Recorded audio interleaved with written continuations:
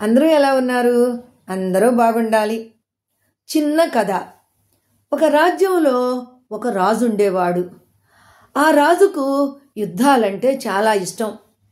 అందుకని ఎప్పుడూ కూడా పక్క రాజ్యాల మీదకి యుద్ధాలకు వెళ్ళి ఆ రాజ్యాలన్నీ తన రాజ్యంలో కలుపుకొని తన రాజ్యాన్ని బాగా విస్తరింపజేశాడు.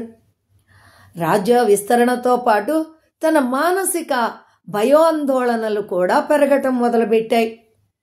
ఎప్పుడు ఎవరు వచ్చి తనను చంపేస్తారో, తన రాజ్యాన్ని మీదకి ఎవరు ఎప్పుడు వచ్చి ఆక్రమించుకుంటారో, ఎవరు ఎప్పుడు నాశనం చేస్తారో ఇవన్నీ ఆలోచిస్తూ సరిగ్గా నిద్ర కూడా పోయేవాడు కాదు. ప్రశాంతత లేకుండా పోయింది. అయినా ఇంకో రాజ్యం మీదకి దండెత్తడానికి యుద్ధ సన్నాహాలతో బయలుదేరి వెళుతుండగా దారిలో ఒక కుక్కల గుంపు కనపడింది.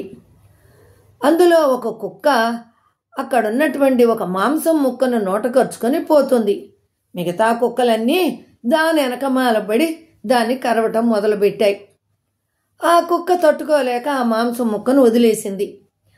అలా ఇంకో కుక్క అలా 4-5 కుక్కలు అట్లా చేస్తూనే ఉన్నాయి. మిగతా కుక్కలు వాటి వెనకమాల పరిగెడుతూనే ఉన్నాయి. ఆ వదిలేసిన కుక్క దాని వెనక చూసి ప్రశాంతంగా దాని దారిన వెళ్ళిపోయింది. అప్పుడు రాజుకి జ్ఞానోదయం అయింది. సైనికులని వెనక్కు మళ్ళమని చెప్పి రాజ్యానికి వచ్చేశాడు.